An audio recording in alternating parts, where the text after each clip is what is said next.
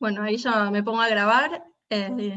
Igual seguimos aceptando porque sabemos que algunos siempre llegan un poquito más tarde. Bueno, muchas gracias nuevamente por sumarse al webinar de hoy. Si es la primera vez que se suman, les cuento que, bueno, Grow Género y Trabajo somos una organización que tiene como misión lograr la igualdad de oportunidades laborales para todas las personas, y venimos desarrollando estos encuentros, estos webinars, desde hace un año y algunos meses, siempre con el objetivo de dialogar, reflexionar en conjunto sobre distintos temas que nos parece clave abordar. Este webinar surgió a partir de la entrada en vigor del convenio 190 de la OIT sobre la eliminación de la violencia y el acoso laboral, que fue el 25 de junio pasado. Y bueno, para hablar de este tema nos acompañan tres invitadas y un invitado, dos invitadas y un invitado especial, que ya estuvieron todos en webinars anteriores con nosotros, así que quizás los conocen. Les leo un poco sobre ellos, así conocen un poco más de dónde vienen. Javier Sicciario se desempeña actualmente como oficial de proyecto de la OIT en la iniciativa Spotlight, un proyecto conjunto de la Unión Europea y las Naciones Unidas para la eliminación de la violencia contra las mujeres y las niñas en Argentina. Desde allí aborda el vínculo entre la violencia de género y el mundo del trabajo. Es licenciado en Ciencia Política y maestrando en Políticas Públicas y Gerenciamiento del Desarrollo. Trabaja desde hace más de 7 años en la oficina de la OIT en la Argentina y anteriormente se ha desempeñado en el campo de la investigación y elaboración de recomendaciones de política pública en materia de protección social. También nos acompaña Fabiana Sosa, que es abogada laboralista, litigante independiente y asesora sindical, con actualización en género y derecho y maestranda en la especialización Derecho del Trabajo de la UBA.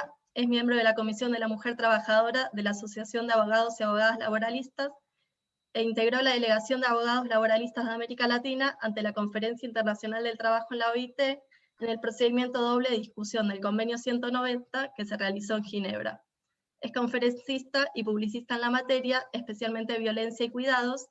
Y la tercera invitada de hoy es Azul Picón, que es licenciada en Sociología. Durante 10 años se desempeñó en áreas de género de distintos organismos estatales, tanto en áreas de capacitación, promoción de derechos y prevención, como de asistencia a mujeres en situación de violencia de género, y hace casi 2 años se sumó a Grow, desde donde se desempeña como investigadora, tallerista y líder de proyectos. Bueno, la idea del webinar de hoy, como siempre, es que puedan dejar sus preguntas, sus dudas en el chat, las vamos a ir recuperando, va a haber un momento para responder preguntas al final, y estamos grabando el encuentro, después les mandamos el link, va a estar subido a YouTube, y hoy Tamara Kotetsky, que siempre hace las cosechas de los encuentros, no está, pero va a ver el webinar después, así que les mandamos la cosecha también. Por último, también como siempre está Georgina Stico, que es cofundadora y directora de Grow, que bueno, la dejo para que presente también este espacio. Gracias, Tali. Y bueno, y gracias a Javier, a Fabi y a Azu por estar acá. Bueno, sigue llegando gente, así que mientras estábamos ahí presentando, estábamos sumando. Nos parecía importante volver a tener, es decir, este es un tema que nunca nos cansamos de abordarlo, que siempre está bueno volver a refrescar, y ahora sobre todo con la entrada la entrada de vigor. Ahora Javier nos va a decir bien qué significa esta entrada, si es entrada de vigor, vigencia, cómo nos referimos a esto del convenio, ¿no? Porque sabemos el día en que nació, digamos, el 21 de junio del 2019, ahora tenemos estas fechas que nos marean un poco, ¿no? Sobre qué significa, a partir de cuándo el Estado tiene una obligatoriedad en relación al convenio, y a partir de cuándo también los empleadores tienen una obligatoriedad en relación a este convenio. Esto es un poco lo que queremos charlar con Javi, que ahora enseguida le vamos a dar la palabra porque nos va a dar este marco. Después con Fabiana nos vamos a meter más en temas que tengan que ver con, bueno, en la práctica, cuando intentamos llevar a la práctica este convenio, con qué trabas nos estamos encontrando, cuáles son esos desafíos, y también esos mitos que existen en relación al convenio, que traban su implementación, ¿no? Y a veces la burocratizan más de lo que fue la primera intención. Y bueno, y el objetivo con ASU es entrar después en temas que a nosotras nos parece que es importante desde Grow también empezar a charlar, que tienen que ver con el concepto de la violencia, ¿no? Y cómo este convenio nos cambia de paradigma, nos para desde otro lugar, y bueno, cuáles son estos desafíos de conversaciones que todavía no estamos teniendo y que es necesario tenerlas para lograr el objetivo de este convenio, que era realmente erradicar y eliminar la violencia laboral. Así que, Gaby, me dirijo primero a vos y ya te cedo la palabra. Hoy vamos a tener las preguntas al final, así que aquellos que vayan teniendo dudas, escríbanlas, que las vamos a retomar. Pero bueno, la primera pregunta para iniciar es, ¿cuál es la fecha clave para la Argentina? ¿Fue el 25 de junio? ¿Es un año después desde febrero? ¿Es un año desde noviembre? Es decir, ¿qué es lo que tenemos que empezar a contar para el Estado y qué es lo que tenemos que empezar a contar las organizaciones que también tenemos una obligatoriedad en relación al convenio? Bueno, buenas tardes a todas y a todos. Gracias, Regina, Natalia, y a todo el equipo de Grow por la invitación, y sobre todo también por ir empujando este tema a través de sus redes, con estudios, con guías comentadas que han armado desde hace mucho tiempo, aliadas claramente de todos estos esfuerzos en el tema. A ver, el 25 de junio entró en vigor el convenio a nivel internacional, y esa fecha tiene que ver con que se cumplieron 12 meses de la segunda ratificación, que fue la de Fiji, que tuvo lugar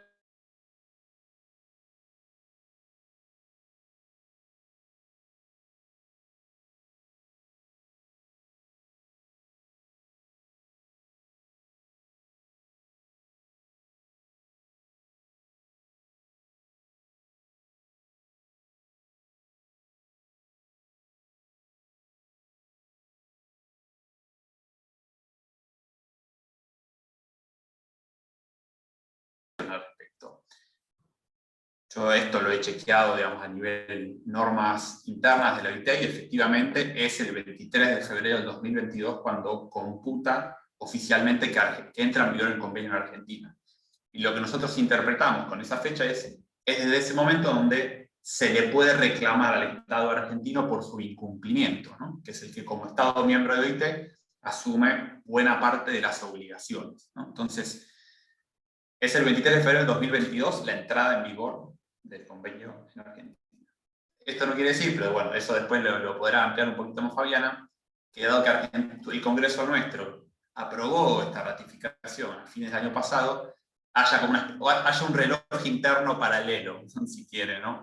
Corriendo al mismo tiempo. Pero bueno, después en todo caso se lo dejo a Fabiana.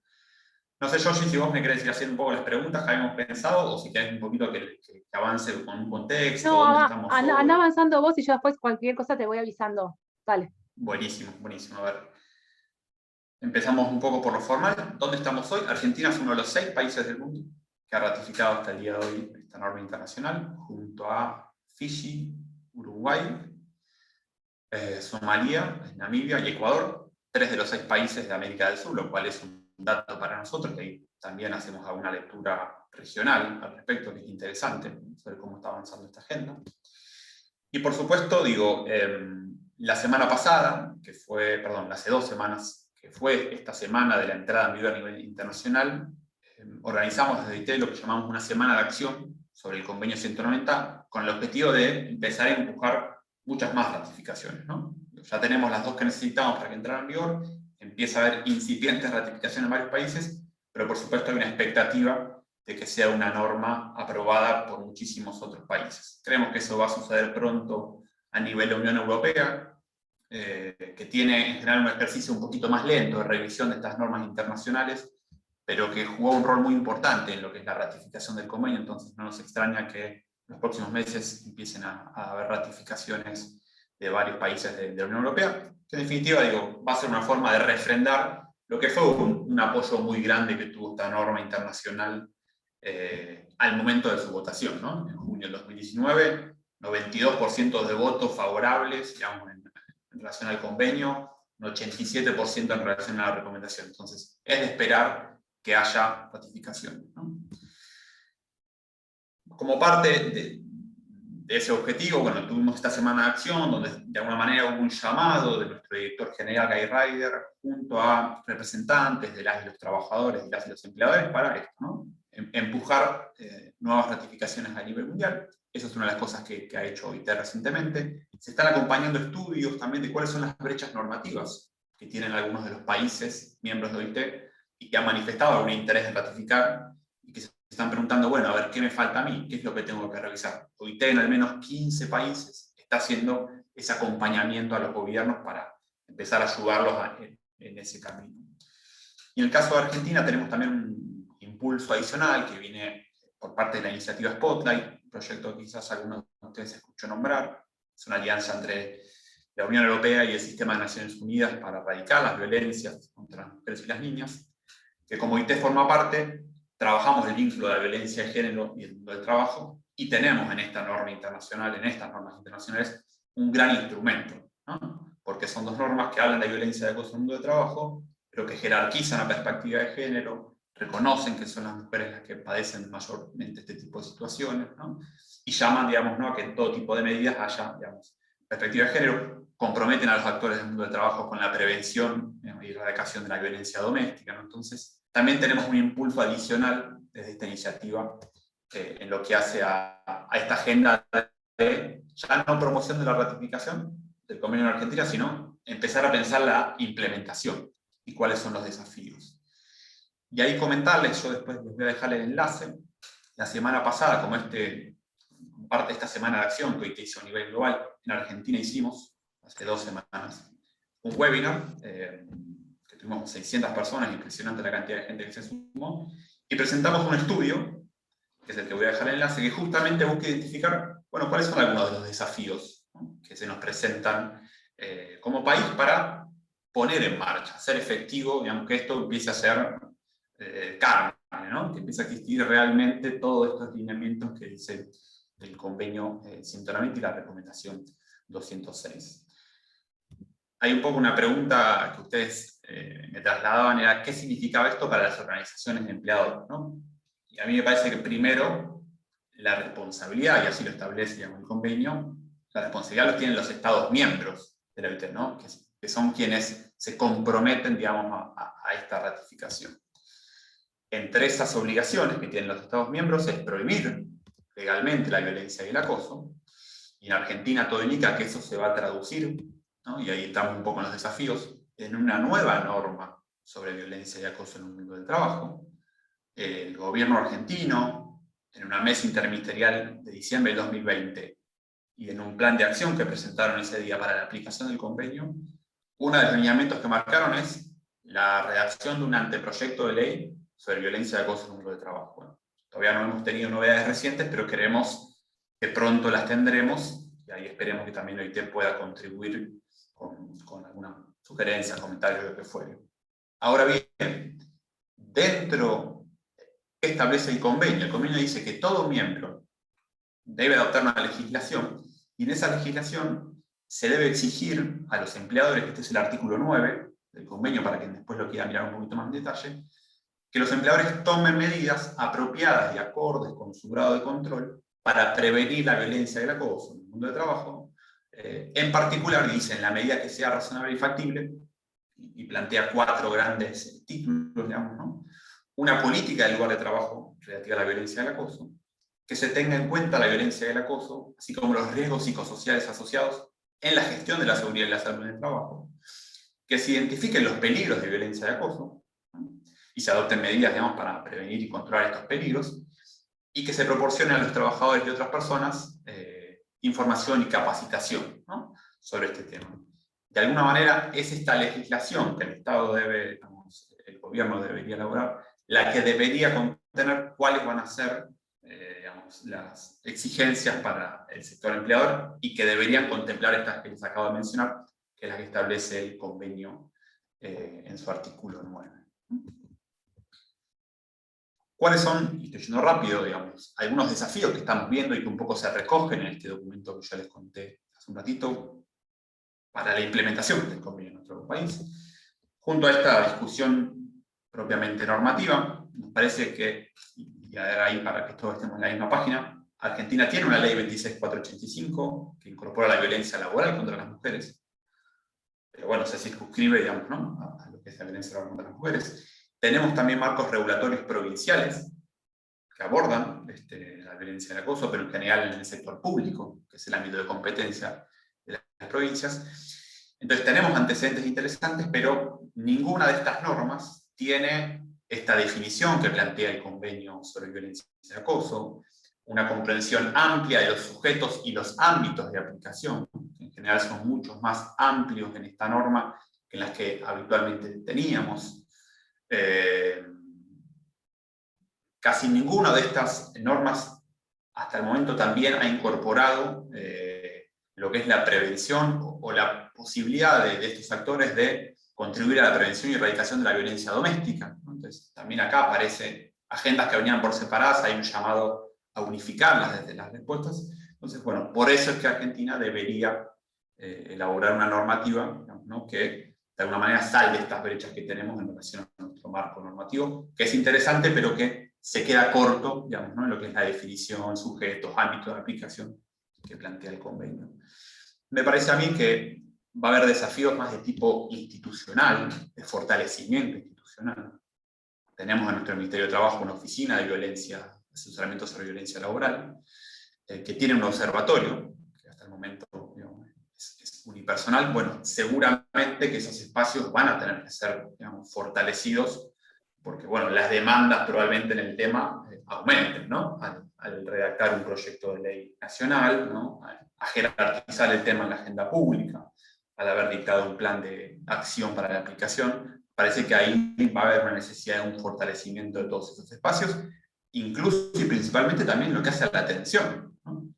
Probablemente a mayor sensibilización, también mayor necesidad de consulta, ¿no? Y bueno, hoy en día existen algunas limitaciones de esos espacios, sobre todo en lo que hace a la atención, y que se reproduce o se profundiza a nivel provincial, ¿no?, donde incluso en algunas provincias no necesariamente hay áreas de violencia a las cuales uno pueda llamar ante este tipo de problemas, consultas y demás, tanto para empresas como para sindicatos, como para el propio trabajador que sufre este tipo de situaciones, ¿no? Bueno, esta mesa interministerial que se lanzó en diciembre es interesante, digamos, ¿no?, como punto de partida para decir, este problema no le corresponde solo al Ministerio de Trabajo, género, INADI, Superintendencia de Riesgos de Trabajo, producción, INAES, ¿no?, tienen algo para decir y claramente deberían aportar a esta agenda. Después, digo, ya para ir cortando y en todo caso después seguir la discusión, me parece que también va a haber desafíos en lo que hace a la formación de quienes ocupan cargos de responsabilidad en empresas o cualquier tipo de empleador, pero también para los propios delegados sindicales. Ahí hemos intentado, con materiales, sobre todo, fortalecer al sector sindical, las estrategias de prevención, y tenemos entendido, de hecho estamos apoyando un proceso de formación que se va a llamar Qualitas 190, que va a lanzar el Ministerio de Trabajo a nivel nacional, dirigido a esto, ¿no?, a empezar a formar qué es el convenio y cómo le damos aplicación desde nuestras empresas, sindicatos y demás. Parece que en esa instancia de formación hay un instrumento clave, digamos, ¿no?, para que el convenio, digamos, se cumpla en la práctica. Después, en lo que hace a la sensibilización, también me parece que va a haber que profundizar las estrategias. Con el Ministerio de las Mujeres, Género y Diversidad estamos avanzando en una campaña que va a hacer foco en el eje de desigualdades de género y violencia, ¿no?, como para entender que la violencia no aparece aislada, ¿no?, que tiene que ver también, sobre todo en lo que hace a la violencia y el acoso por razón de género, como la expresión cruda, si se quiere, o más radical, de desigualdades estructurales de género que se reproducen en el mercado de trabajo. Y por último, hay una línea que tal vez no necesariamente uno la aparece, digamos, mencionada en el convenio, pero tiene que ver también con acompañar, reconociendo, digo, que son las mujeres que sufren de manera desproporcionada este tipo de situaciones y que hay que jerarquizar la perspectiva de género, acompañar acciones que promuevan la autonomía económica de mujeres en contextos de violencia y o vulnerabilidad, ¿no?, en el entendido que también, muchas veces, ante la dependencia económica, existe un obstáculo muy importante para salir de círculos de violencia, ¿no? Si se quiere, esto aplica un poquito más a situaciones de violencia doméstica, pero bueno, acá estamos hablando ya de violencia por razones de género, y por eso también desde OIT, en este proyecto Spotlight, trabajamos en lo que hace a educación financiera, orientación laboral para mujeres en situación de violencia, y nos parece que hay un margen interesante para que, haya mayores articulaciones en todas estas transferencias que está habiendo de ingresos, acompañar, potenciar trabajo, el programa Producir para mujeres en contextos de violencia, que luego no se reproduzcan en en ámbitos del mundo del trabajo. Así que bueno, ese es un poquito el pantallazo general de dónde estamos hoy, lo que venimos haciendo, y algunos de los desafíos que estamos viendo para la implementación de este convenio. Después quedo ahí a disposición para preguntas y seguir la conversación. Dale, después ya hay unas preguntas, pero te las hago al final, pero me parece que está bueno porque terminaste también dándole el pie a Fabi, ¿no? Que ya vamos entrando más a lo que sería la implementación adentro de las empresas, de las organizaciones, porque bueno, a ver, esto es para cualquier tipo de organización empleadora. Y en ese sentido, Fabi, parte de las preguntas como que quería charlar con vos y que nos cuentes, a ver tu punto de vista en relación a esto, es cuáles ves vos que son los mitos, los miedos más comunes que tienen los empleadores y las empleadoras al momento de implementar el convenio, ¿no? Que es después, aparte estos mitos y estos miedos se terminan convirtiendo en barreras muy, muy claras a la hora de pensar estrategias para realmente implementarlo dentro de la organización. Entonces, bueno, nada, que nos cuentes un poco sobre eso, cómo es ahí tu punto de vista, y también de tu experiencia y de lo que vos venís viendo y de todas las conversaciones que venís trayendo también es, bueno, ¿cuál es la verdad? ¿Hasta dónde llega la responsabilidad del empleador en esta prevención? ¿No? Porque este también creo que es un punto clave, que se confunde mucho el rol que toma el empleador ante al enterarse de un caso de violencia laboral, ¿no? ¿Qué hace con eso y hasta dónde puede llegar? Bueno, muchas gracias, Georgie. Buenas tardes a todos y a todas. Bueno, un gusto estar acá, siempre con Javier. También me llevo algo nuevo que aprendí. Así que realmente, bueno, celebro estos espacios, Grouse, que viene trabajando mucho, así como tantas personas que militamos el convenio 190, como decimos, ¿no? Sí, respecto a las dos preguntas, tengo algo pensado, ¿no? A ver, respecto de la primera, de los mitos, creo que uno de los primeros, de los mitos más graves o más grandes que escucho, sobre todo ahora también en las conversaciones que se están dando, tiene que ver con el temor a la judicialización, ¿no? Y a que el convenio 190 promueva la judicialización, promueve el conflicto, la reclamación judicial. Y siempre me voy al principio, digamos. ¿Y a qué principio? Al 19, no, mejor dicho, al 21 de junio, porque el 19 se aprobó internamente, pero el 21 de junio del 2019 fue la votación final en el Salón de las Banderas, esa foto que por ahí vieron, o el video, con los aplausos, y a lo largo del procedimiento de discusión que pude apreciar, veía muchas cuestiones que circulaban en torno a algunos riesgos, algunos temores o mitos, ¿no? en estos debates, pero en estas extensas e intensas jornadas que presenciamos en este procedimiento de doble discusión, entre grupo de empleadores, grupo de trabajadores y trabajadoras, en las sesiones plenarias de la Comisión Normativa se elevaban numerosas alocuciones, algunas bastante intensas, hubo momentos muy emotivos también al pedir la palabra, intervenciones argumentativas muy, muy originales, al momento de presentar estas enmiendas y analizar los borradores en la oficina. Se habló de muchas cuestiones, ¿no? Lo de la judicialización inclusive se mencionó al final, como les decía, en la votación del 21 de junio, pero previamente se expresó bastante y muy acabadamente esta necesidad de la comunidad internacional de legislar sobre violencia y acoso, pero también se habló de cuestiones culturales y religiosas por las cuales, en esos términos, ¿no? Algunos países no podían adoptar, por ejemplo, una lista especial de protección a grupos vulnerables, ¿no? Esto finalmente se corrió y quedó con una protección más amplia para los grupos vulnerables en situación de vulnerabilidad, cuando se discutía sobre todo si se implementaba una protección específica al colectivo LGTBIQ+, a los migrantes, a otras personas portadoras de HIV, en una listita inicial que había, pero surgieron voces temerosas respecto de que el convenio se metiera en la cultura, en la religión, que trajera algo que fuera muy difícil de implementar. Pero lo que más mencionó, al menos el grupo de empleadores, uno de los temores que tenía, inclusive al momento de manifestar su abstención, fue esto de el peligro de fomentar la judicialización que podría venir.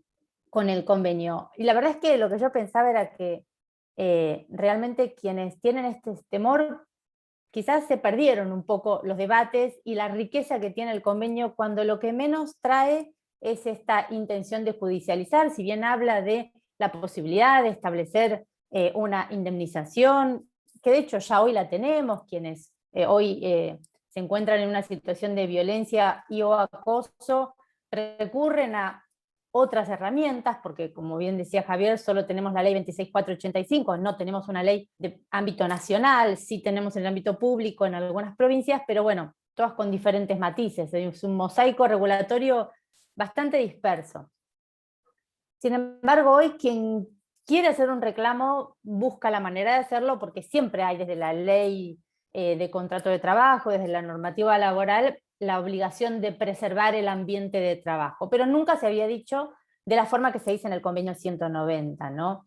Y la verdad es que a mí una de las voces que también me viene a la mente es la del grupo de trabajadores, la presidenta del grupo de trabajadores y trabajadoras, que decía que, un poco como respuesta a esto, que la idea del convenio es que nadie debería tener que elegir entre su derecho al trabajo y su derecho a vivir con dignidad, porque creo que el convenio gira, y la recomendación con esta lectura complementaria que tenemos que apropiarnos, gira todo el tiempo sobre los principios de igualdad y no discriminación, en base a fomentar esta cultura del trabajo basada obviamente, implementando un diálogo tripartito, ¿no? Pero respecto de una cultura del trabajo basada en el respeto mutuo y la dignidad de las personas. Y esto lo dice todo el tiempo el convenio, ¿no? Entonces creo que acá, más que el temor a la judicialización, necesitamos un compromiso para erradicar esta violencia y acoso, necesitamos poner en funcionamiento este diálogo tripartito que nos propone el convenio. Es uno de los convenios que creo más alienta a la conversación, inclusive previa al momento de adoptar la legislación nacional, por esta idea de la implementación de la legislación nacional. Y creo que aquí es donde necesitamos empleadores y empleadoras responsables, decididos y decididas a manifestarse en contra de la violencia y el acoso, coordinando una acción en función de este principio que trae el convenio de tolerancia cero respecto de aquellas prácticas, comportamientos inaceptables y todas las formas en las cuales podemos hoy llamar la violencia, dejándonos de conceptos que teníamos antes. Necesitamos también personas trabajadoras, así como organizaciones representativas que comprendan que ciertas prácticas que quizás estaban naturalizadas, que formaban parte del juego, digamos, de las relaciones laborales, ya hoy no se pueden tolerar, hoy tampoco pueden ser ignoradas, tampoco pueden ser relativizadas. Para todo esto necesitamos claramente un Estado atento, un Estado articulando entre estos grupos, inspeccionando cuando fuera necesario, como también trae el convenio, la necesidad de inspeccionar el cumplimiento de muchas prescripciones del convenio, y estableciendo estrategias conjuntas de acción, pudiendo coordinar mecanismos de prevención, seguimiento, inspección y control de los casos, con un abordaje específico claramente en clave de género, sabiendo que las mujeres y las personas de colectivos de las disidencias sexuales están más expuestas a la violencia y al acoso, según todos los datos que querramos ver. También es importante trabajar en políticas públicas acordes con esta normativa internacional que hoy ya tenemos, y como decía Javier, la adopción de la legislación nacional responsable de incorporar en todas sus prácticas y acciones este derecho internacional de los derechos humanos laborales, ¿no? Siempre lo repito, estamos frente a un convenio de derechos humanos, y un convenio de derechos humanos implica entender que estos son derechos inherentes a todas las personas, que nadie se los puede quitar a nadie, ni hace falta que un Estado los reconozca per se, porque hablamos de derechos personalísimos, pero sí tiene que implementar las condiciones para garantizar su cumplimiento, ¿no? Entonces, hay como decía, estas situaciones que hoy consideramos injustas y violatorias de derechos humanos, no siempre fueron así, porque formaron parte de prácticas que fueron institucionalizadas y fueron consideradas habituales en la sociedad. Sin embargo, ahora que tenemos el reconocimiento efectivo de este derecho, se espera que la sociedad de protección y de promoción de la dignidad humana, ¿no es cierto? Ahora está bien claro que merece una protección específica. Y en este sentido, creo que bueno, también el concepto de interseccionalidad que nos trae el convenio nos permite ver inclusive estos matices sutiles que se vinculan y que se interrelacionan todo el tiempo entre discriminación y violencia, cómo podemos ir de un lado al otro. Por eso es que se habló de un continuo de comportamientos que se pueden dar, prácticas, porque a veces se dan de una manera, después se dan de otra, y después se van encadenando de algún modo, y probablemente habría que haber hecho algo al principio para que no fueran en aumento, ¿no? Pero siempre desde esta óptica de la violación al principio de igualdad y afectación a la dignidad de la persona humana, ¿no? Con este fin de, como decimos siempre con las chicas de Grow, inclusive hacer visible lo invisible, transformar la cultura del trabajo, generar cambios en la estructura organizacional de las relaciones laborales, esta intervención de todos los actores del mundo del trabajo, ¿no? Una venga elaborada por un y que no se adapte a las prácticas, idiosincrasia nacional o no en cuenta ciertas cuestiones. ¿Hola? ¿Se escucha? Pensé que se había perdido. Hola, ahí sí, se te estaba cortando un ¿Se había poquito, cortado? pero se venía entendiendo la narrativa, no te preocupes. Ay, qué pena. Bueno, No, pero se cualquier cosa, entendió, hablame. Javi. Bien. Así que bueno, creo que la otra de las preguntas tenía que ver con la responsabilidad, ¿no es cierto? Me decías respecto de Sí, con la cuál es responsabilidad la... sobre todo de los empleadores en relación a esto, ¿no? ¿Hasta dónde llega? Porque esto viene un poco también de una duda que tenemos, y que continuamente nosotros nos venimos encontrando, de que se termina armando como un símil juicio dentro de la organización, ¿no? Cuando les llega una denuncia o una situación de violencia laboral, después lo que sigue, lo que acompaña dentro de la empresa o de la pyme, es decir, de la organización, nada, simula un juicio, ¿no? La manera de investigar, la manera de llamar testigos. Entonces, bueno, queríamos saber ahí también tu punto de vista en relación a, ¿es esto lo que se espera del convenio, que se apliquen estos procesos, o es otra cosa y no lo estamos entendiendo? No, a ver, yo siempre digo lo mismo. Uy, justo no se te escucha. A ver. Pasó ¿ahora? algo con el audio, así que te veo hablando y no... ¿No se escucha? Se escucha, se escucha. No, yo te escucho bien, ¿eh? Sos vos. ¿Se escucha? ¿Ahí se escucha? Sí. Ahí, bueno, saqué esto por las dudas, por si hacía más ruido. Yo siempre digo que en función de lo que nos aporta el convenio, al menos de lo que se entiende o lo que se quiso decir, me parece, no se trata de atribuir responsabilidades, porque muchas veces escucho esto de, ¿y yo qué tengo que hacer? Por ejemplo, respecto de la violencia doméstica, uno de los planteos que escuché fue, ¿y yo qué tengo que hacer como empleador? ¿Decirle a la mujer que se separe del marido presunto agresor? No, la verdad es que no es esto lo que trae el convenio, no busca ni buscar culpas respecto de la violencia, porque la violencia es multicausal y se sabe que viene de un montón de cuestiones que algunas son inclusive estructurales, sino que se trata de, en ese caso, por lo menos de la violencia doméstica, de dar la información necesaria para que la mujer que le está padeciendo pueda tener recursos y, por otra parte, mitigar el impacto en el lugar de trabajo, si es necesario asignar una jornada con un cambio de horario, con un cambio de turno, o hasta un cambio de lugar de trabajo. Entiendo que el empleador debería hacer todo lo posible por dárselo, porque si no la está llevando, empujando a esta mujer a que sufra violencia doméstica y que en el lugar de trabajo sea nuevamente condicionada en su desarrollo con esto que decía Javier, con lo que impacta la autonomía económica en materia de violencia laboral. Entonces,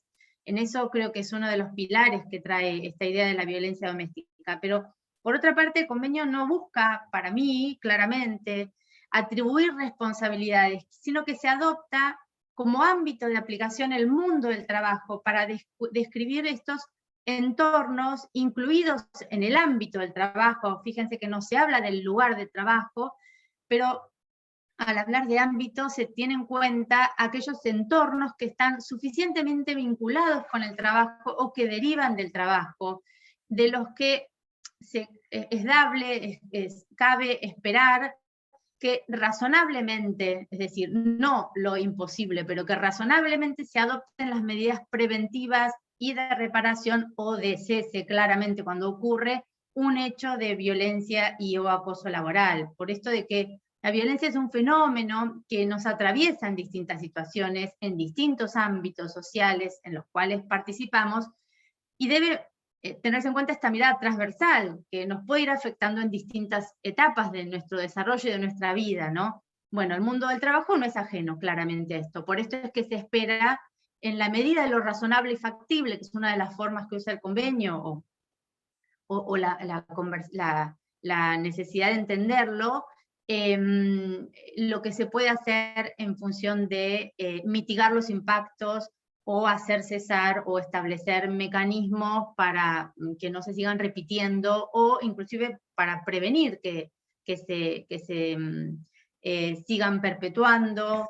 Esto de establecer, bueno, mecanismos de control y de aplicación, bueno, acceso a las vías, a las víctimas, a vías de recurso y de reparación, esto de medidas de apoyo, no, esto que me decía Georgie de las investigaciones que a veces se dan, no es lo que trae el convenio, y sin embargo es una práctica que seguimos viendo, porque probablemente aquí vamos a entrar en un hilo muy fino que tiene que ver con el poder de organización, el poder de dirección del empleador, y qué es lo que se puede desarrollar en el ámbito interno, que está limitado, porque una investigación interna llevada adelante solamente por personas que están dentro de la misma organización, si no están formadas en función de la nueva perspectiva que hoy nos trae el convenio 190, probablemente le van a faltar algunos pilares para tener en cuenta, ¿no?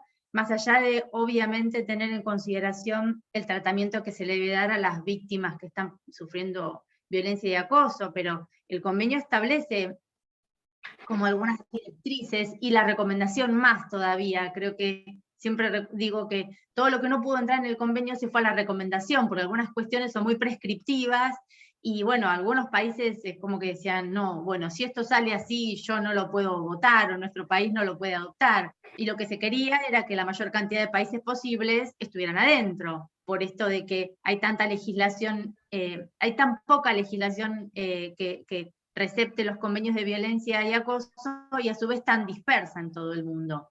Entonces, bueno, la idea era, entremos dentro de una definición lo más amplia posible, como para incluir los comportamientos inaceptables que a su vez a lo largo del tiempo iremos detectando, porque probablemente hay prácticas que hoy no consideramos que forman parte de violencia y acoso, pero con el tiempo sí. Inclusive esto de la protección frente al ciberacoso, ¿no? Bueno, está en el convenio como una de las formas, pero yo creo que hasta puede ser una forma autónoma de violencia laboral, y en el contexto de teletrabajo ha quedado bastante en evidencia. Y para terminar, esto último que decía Javier respecto de la vigencia interna, una duda que nos surge y que, bueno, empezamos a trabajar, quienes estamos en este ámbito, tiene que ver con la obligación interna a nivel nacional, ¿no? Yo digo que hay como tres patas de la vigencia. Una, el convenio cuando se estrena internacionalmente; otra, a partir de cuándo, que fue 25 de junio, hace poquito; otra, como decía Javier, la posibilidad de demandar internacionalmente a Argentina por el incumplimiento del convenio 190, una vez que lo aprobó y hizo efectivo el depósito, es decir, a los 12 meses, en 23 de febrero del año que viene. Sin embargo, desde que tenemos la legislación que lo aprueba en diciembre del año pasado, ya se expresa un compromiso interno del Estado Nacional con el convenio 190 y la recomendación 206, con lo cual empieza a rodar la necesidad de adaptar los entornos, las instituciones, los espacios de trabajo, en función de las prescripciones que trae el convenio 190. Y de hecho ya hay fallos que lo están citando, inclusive les decía que hay uno de el 21 de junio del 2019, que cita el convenio 190, ¿no? Así que bueno, creo que ya está rodando, como para tener que hacer algo en ese sentido. Pero, no, buenísimo. Sí, tuve que hacer una ingeniería increíble, chicos. Estoy desde el celular porque a la compu no sé qué, se le murió el audio todo. Así que, gracias, Fabi. Ya estuvimos recolectando todas las preguntas, así que ya las vamos a pasar. Hay preguntas igual cuál es el fallo, que como lo preguntas inmediatamente de lo que acabas de decir, si querés decirlo, Fabi. El de junio del año, el del 2019 se los mando después, porque han salido varios después, ¿eh? Hay muchos fallos que lo están citando el convenio 190 ya, en distinta medida, pero ya hay muchos. Buenísimo. Dale, genial. Ahora cuando nos los compartís, después nosotros se los enviamos a todas por mail. Y bueno, Azu, te doy la palabra para que también ver desde un punto de vista más como sociológico, que es una mirada que a nosotros nos interesa muchísimo, ¿no? Desde la intervención de las organizaciones, del trabajar con la gente, de escuchar a los y a las líderes. Bueno, a ver, que nos cuentes un poco, por un lado, esta distinción que un poco Fabi la trajo, ¿no? Sobre conflicto y violencia, porque ahí hay como un tema de debate que hay que aclarar muchísimas veces, y también el tema de las relaciones de poder, ¿no? De cómo se constituyen las relaciones de poder y que es lo que en definitiva después hace que de alguna manera nos paralizar con una situación fue violencia laboral o no. Así que vamos con estas dos preguntas. Bueno, buenísimo. Hola a todas, a todos, ¿cómo están? Bien, bueno, sí, nos pasa en la experiencia de trabajo con la temática que en las organizaciones todavía hay algunos conceptos que se tienden a confundir o a tratar como sinónimos. Por ejemplo, bueno, uno es el tema de conflicto y violencia, otro, por ejemplo, es como muchas veces se trata como sinónimos al mobbing y a la violencia laboral, cuando son conceptos, bueno, el mobbing es un concepto que se utilizaba antes, pero que no es lo mismo. Digamos, el mobbing hace alusión al hostigamiento, al acoso psicológico reiterado durante mucho tiempo, meses, años, pero lo fundamental es que hace hincapié de que se trata de conductas que tienen una intencionalidad de generar un daño, ¿no? El convenio 190 nos viene a mostrar que eso es un tipo de violencia, pero que la violencia laboral es mucho más que eso, es mucho más amplio, es más abarcativa. Nos muestra que hay distintos tipos de violencia, como bueno, ya se estuvo diciendo, y hace dos aclaraciones explícitas que son fundamentales. Una, que puede tratarse de conductas que se produzcan una sola vez o de manera reiterada, y por otro lado, que no es necesaria la intencionalidad. Cuando en la definición misma dice que la conducta puede tener por objeto o puede causar o ser susceptible de causar un daño, ahí está hablando de que no es necesario que haya intención. Esto es fundamental porque muchas veces aparece esto en las organizaciones y cuando se habla de violencia laboral. Hay muchas violencias que están naturalizadas, invisibilizadas, y que no se ejercen con la intención de causar ese daño, pero sin embargo lo causan, no deja de ser una violencia. Pero bueno, estas violencias empiezan, como decía Fabi también, a visibilizarse cada vez más y hay que trabajarlas y tratarlas. Pero bueno, eso es una primera distinción que nos parecía importante aclarar. Y bueno, otra, como decíamos antes, otra confusión muy habitual es confundir esto, conflicto y violencia. Los conflictos son inherentes a las relaciones humanas en general, ¿no? Y por supuesto a las relaciones laborales también, son habituales, son completamente normales. Y no necesariamente un conflicto es algo negativo, y no siempre implica que haya un abuso de poder. Ahí está la diferencia, ¿no? Cuando hablamos de violencia, lo distintivo que se produce es que hay una relación de poder, se apoya en esta relación de poder. Es decir, hay un abuso de poder, se está vulnerando un derecho, ¿no? Cuando hablamos de relación de poder, lo decimos no en términos del poder como un objeto que se posee, sino en términos de relaciones de interacción social. Están las relaciones sociales que son más explícitas, las jerarquías, digamos, pero también hay relaciones de poder que sean más a nivel social, estructural, como el género, la clase, la etnia, la condición de migrantes, etc. Y otras que se configuran de manera diferente al interior de cada organización.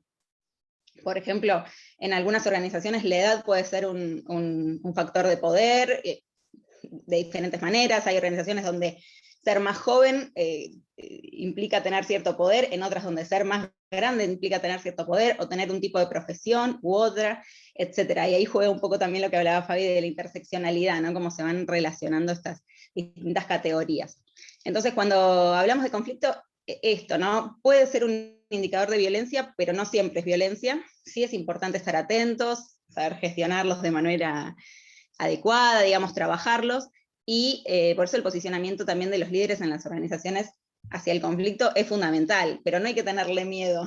Nos encontramos mucho con esto que decía Fabi, de que se le tiene mucho temor y hay muchos mitos, etcétera.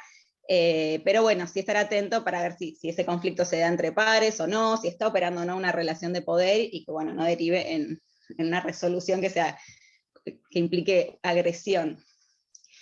Y otra cosa, para ir cerrando, algo que me parecía importante también aclarar, es que nos ha pasado en la experiencia del trabajo con organizaciones que muchas veces se hace referencia al conflicto o a la violencia como si fuera un problema individual o personal, ¿no? De cada persona. Nos encontramos con líderes que nos dicen, no, pasó esto, pero porque tal persona es conflictivo o conflictiva. Se habla como si fuera un problema ajeno a nosotros, que no tiene que ver con la organización. Y si bien tiene expresión en el caso individual, es necesario ver ese vínculo entre lo individual y lo social, ¿no? Bueno, como decía Javier también al principio, no se puede entender la violencia de manera aislada, de manera individual, hay que verlo en el contexto más amplio, en un contexto social.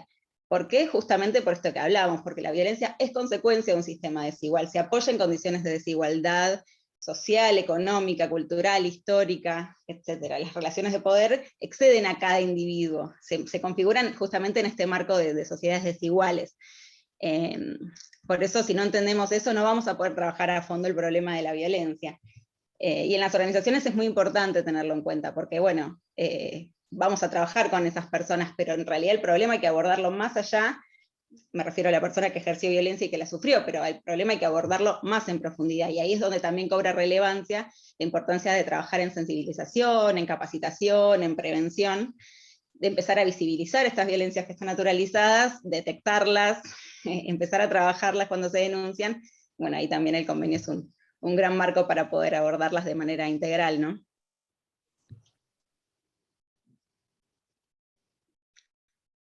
¿Se entendió? Perdón, estaba ahí hablando y me parece que me muteé. Estaba diciendo, como junté las preguntas que estuvieron dando, las voy a ir leyendo de a dos. Sé que estamos en horario, así que, bueno, estamos casi en horario, así que todavía tenemos un ratito. Pero bueno, voy tirando las preguntas y vamos viendo cómo las respondemos. Por un lado preguntan, o yo voy dando una respuesta de Grow y después Javi, Fabi y Yasu pueden ir como disintiendo también si tienen otro punto de vista, si les parece. Por un lado nos preguntan si es conveniente una formación que sea semi-obligatoria, como la ley Micaela, con formato de diplomatura. En nuestro punto de vista sí, pero porque sobre todo esto que traía Azul recién, bueno, que lo venimos repitiendo también desde hace mucho, ¿no? Pero este es un cambio también de paradigma de las relaciones vinculares, y es necesario tener estas conversaciones, y esas conversaciones no pueden ser optativas. Es decir, yo opto como compañero o compañera de trabajo, escuchar esta nueva forma de vincularnos, porque si no, esa erradicación que queremos de la violencia, esa prevención, pareciera que nunca llegará, al menos ese es nuestro punto de vista. Después preguntan si, acá alguien dice, soy consultora en recursos humanos, ¿cuál sería la responsabilidad del área en detectar y accionar sobre esta problemática y cuáles son las limitaciones? Bueno, entendemos que esto obviamente es muy difícil, y por eso es que es importante trabajar en procedimientos donde haya formas de no solamente detectar, sino que también el resto de los empleados y las empleadas puedan denunciar no solamente cosas que les pasen a ellos, sino cosas que ellos también también son testigos. Pero el área y la empresa creo que tiene ahí mucha responsabilidad en escuchar, en generar estas herramientas y en actuar.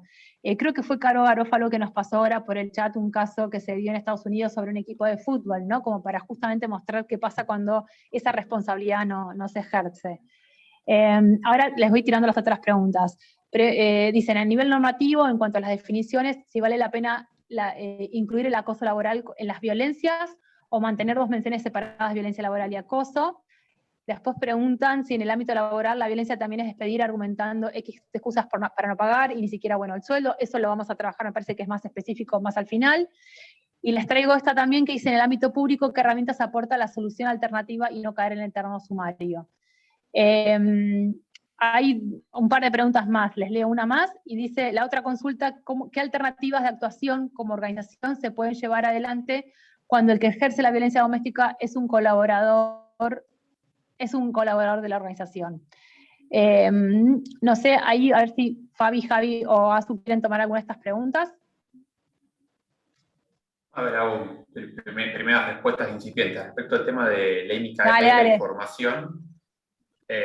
Hay algunos sindicatos que de alguna manera vienen trabajando con esta idea de adhesión a la ley Micaela, y de hecho han armado, por ejemplo, convenios con el Ministerio de las Mujeres, ¿no? Que han empezado a dictar formaciones adentro de estas organizaciones, ¿no?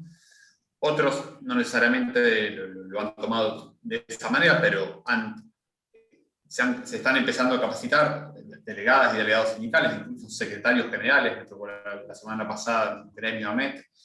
Empieza a haber un proceso con lo cual, sea por vía ley Micaela o sea por propias decisiones, digamos, ¿no? Y esquemas de formación propios de las propias organizaciones, ya hablo en este caso a nivel sindical, ya se empiezan a trabajar. Lo interesante de quien hacía la pregunta es que de alguna manera me parece que tiene escondida la idea de que para trabajar temas de violencia, antes también hay que trabajar temas de desigualdades, antes hay que trabajar también temas de género, antes hay que trabajar también temas de derechos humanos. Un poquito, yo ahí les dejé un material que se llama Guía un compromiso con la igualdad, que de alguna manera tiene este recorrido, ¿no? Es interesante, cuando pensamos esquemas de formación, entender a la violencia como un final del camino, ¿no? No como un inicio, ¿no? Y por eso es importante estudiarla, trabajarla en el contexto de otros temas. Bueno, y ahí les dejo un ejemplo de cómo se puede trabajar. Respecto, ahora me olvidé, no sé si es alguna, pero me acuerdo que una era el tema del sector público. Ese es un temón, y nos parece que es uno de los grandes desafíos que hay respecto a cómo se va a trabajar desde el Estado nacional, pero también a nivel provincial este tema, siendo que en muchos casos es el principal empleador, sobre todo en algunas provincias tal vez más del norte de la Argentina. Nos parece que hay un marco que todavía ha quedado un poco desactualizado en lo que es el esquema, no tanto de licencia, que es interesante porque se incorporó la licencia por violencia de género, pero sí en lo que son los esquemas de sanciones, en lo que se considera una situación de violencia y acoso, y nos parece que quizás hay una necesidad de apostar un poquito más a la prevención, ¿no? No solo la apuesta a un sumario como la manera de erradicar este tipo de comportamientos que, bueno, también hay todo un desafío para la confidencialidad, para que no haya una penalidad sobre la persona que se animó a hacer ese tipo de consultas. Me parece que ahí todavía hay un margen para, bueno, fortalecer bastante, sobre todo, y cambiar el eje hacia la prevención.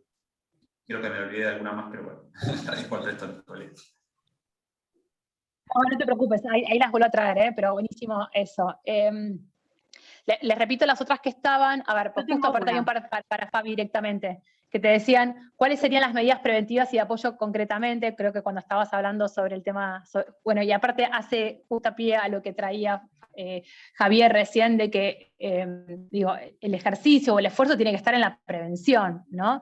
Entonces, como, nada, eso puede ser una buena idea. Y estaba mirando esta, a ver si es para vos, pero bueno, yo la leo, ¿eh? Dice, la otra consulta, ¿qué alternativas de actuación como organización se pueden llevar adelante cuando que ejerce la violencia doméstica es un colaborador de la organización?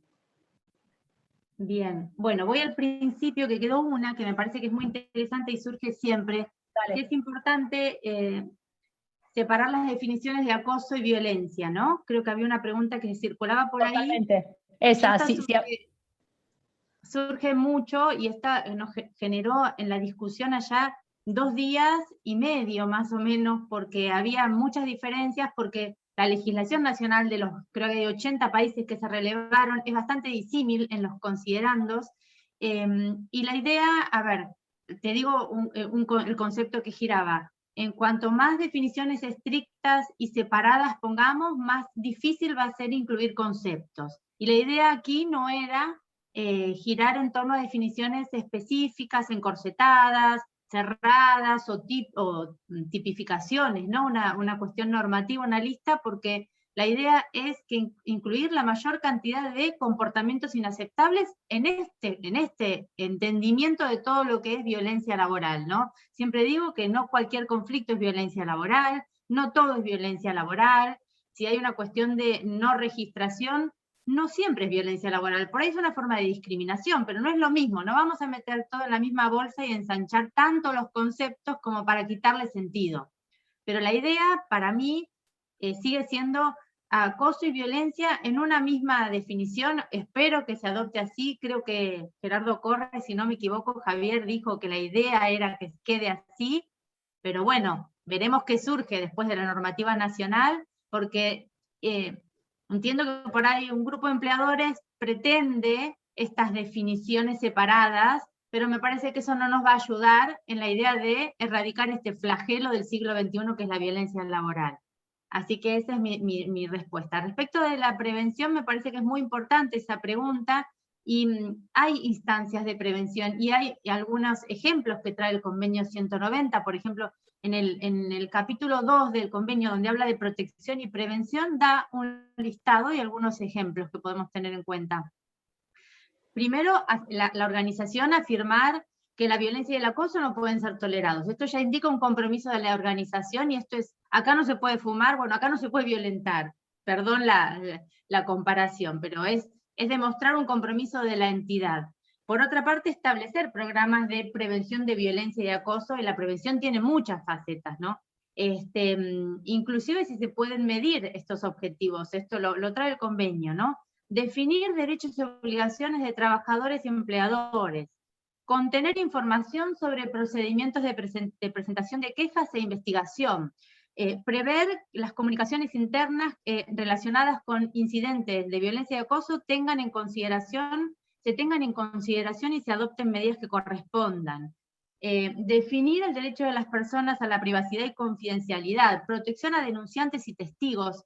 Hay una serie de herramientas que podemos tener en cuenta como para empezar a generar un consenso de que esto no se puede tolerar. En esta organización esto ya no se admite, no se permite, y vamos a hacer todo lo necesario para que esto no suceda. Y si sucede, que cese. Y otra pregunta creo que tenía que ver con la violencia doméstica, si la perpetúa en el lugar de trabajo un colaborador, si no me entendí mal. A mí se me ocurre algo en función de la ley 26.485, que establece dentro de estas medidas preventivas o medidas cautelares que hemos visto en la jurisprudencia que salieron, bueno, como hay que preservar el ambiente de trabajo para ambas personas, y hasta tanto se tome alguna decisión respecto de este presunto agresor, ¿no? Vamos a decirlo así, el empleador en principio tiene que garantizar el ambiente de trabajo y garantizar que la persona que se está considerando, sintiendo o manifestando que está violentada sin la necesidad de una denuncia policial, que no es recomendable que se exija, tiene que garantizarle que pueda seguir trabajando, probablemente determinando que ambos trabajen en horarios diferentes, que no se crucen en distintos lugares de trabajo, implementar medidas para preservar el lugar de trabajo de ambas personas, pero garantizar que no se sigan sucediendo situaciones de violencia en el lugar de trabajo, que es el que está bajo su esfera de responsabilidad, ¿no es cierto? Bueno, creo que ahí hice un popurrí de respuestas, no sé si quedaba algo más. Me parece que no, que abordaste todas las preguntas que quedaban. A ver, después hay cosas más específicas, pero que tienen que ver ya con casos especiales que nos estaban como consultando, ¿no? Pero bueno, ahí estuve retomando algunos puntos, y un poco como decían, hay muchas violencias que nosotros las vemos hoy, ¿no? Pensando en los jefes, porque alguien y llamó esto, sabemos quiénes son estos jefes violentos y que no pasa nada. Bueno, justamente tiene que ver con cambiar una mirada en relación a cómo son los liderazgos, cómo se ejerce la autoridad, son partes, es decir, cuando Javier decía, la violencia es el fin, ¿no? Todas las cosas que tenemos que ponernos a reflexionar antes para tratar de evitar la violencia. Digo, y en este sentido, repensar los vínculos, repensar estas relaciones, repensar la manera de ejercer la autoridad, de qué derechos tenemos y qué derechos no, remirar, hacer también una reflexión en relación a cuáles son estas personas que son como efectivas en el ámbito laboral y aparte son violentas, y por eso parece que era que estuvieran como protegidas. Es decir, estas son cosas que se repiten continuamente y que nos debemos, creo que como organizaciones, estas reflexiones, ¿no? Obviamente terminología nos va a ayudar un montón, porque hoy estamos como en ese momento donde lo anterior nos sirve un poco, pero no del todo, y tenemos, bueno, más que como que estamos debatiendo entre nosotros, y creo que eso también va a ayudar a traer cierta luz a alguien que, por ejemplo, también planteaba sobre qué pasa con los protocolos que existen, pero que después dependen de la interpretación. Y digo, esto es como para ir cerrando también, ¿no? Pero cada caso también es una interpretación. Cada caso hay que mirarlo detenidamente, entender qué es lo que sucedió, entenderlo desde este punto de vista más social y contextual. Es muy difícil poder hacerlo de una manera, digo, más matemática, ¿no? Perfecto. Después, estoy mirando si hay algún otro comentario más. Georgina, ¿sabes que ahí, me quedó bueno, algo nada, pendiente? están preguntando por los materiales. Dale, sí, decime. Porque, a ver, creo que Contanos, cuando uno de repente dice, a ver, ¿cómo hago para yo estoy convencida, ¿cómo hago para llevar esto dentro de mi organización? ¿No? Y de repente a veces los argumentos de derechos humanos, por así decir, no convencen, ¿no? O de estar alineado con la normativa. Me parece a mí también que puede ayudar llevar argumentos en relación a los costos de la no prevención de situaciones de violencia y acoso en ámbitos laborales, de no acompañamiento a una persona de nuestra organización que haya sufrido una situación de violencia doméstica. Pensemos en situaciones de violencia y acoso laboral más netas, digamos, lo que puede llegar a implicar reemplazar a una persona que deja su puesto de trabajo, capacitar a una persona que la reemplace. En el peor de los casos, si esto escaló una determinada situación, encarar un proceso de costo de litigiosidad. ¿No? Hay un estudio que empezó a hacer hace poquito, que publicó hace poco ELA, que lo hizo con OSIM, la Universidad de Salud, que analizaron cuál era el costo del ausentismo, mejor dicho, de la violencia traducida en ausentismo, a partir de un cruce que habían podido hacer para la Ciudad Autónoma de Buenos Aires, y es interesante, porque voy a intentar dejar el enlace, también permite empezar a cuantificar. Fíjense cuánto nos cuesta no prevenir. Entonces, me parece que también es importante tener este argumento en la cabeza, cuando quizás hay otros que con los que uno no logra convencer, bueno, tiene un costo, digamos, no encarga una estrategia de prevención. Y tan solo una campaña interna, un ejercicio de sensibilización, un proceso de formación, en el mejor de los casos, tal vez armar un protocolo, puede ayudarme, ¿no?, a ahorrar todo ese tipo de costos y de procesos. Parece que ahí hay un argumento que tampoco hay que perder de vista para empujar puertas adentro de las organizaciones. Totalmente, y por la positiva también, ¿no? Los lugares donde no hay violencia laboral, los espacios libres de violencia y donde la gente se siente incluida, impactan positivamente, incluso en la productividad y mejorando los negocios. O sea que, tanto por la negativa, por los costos, como por los beneficios, siempre conviene.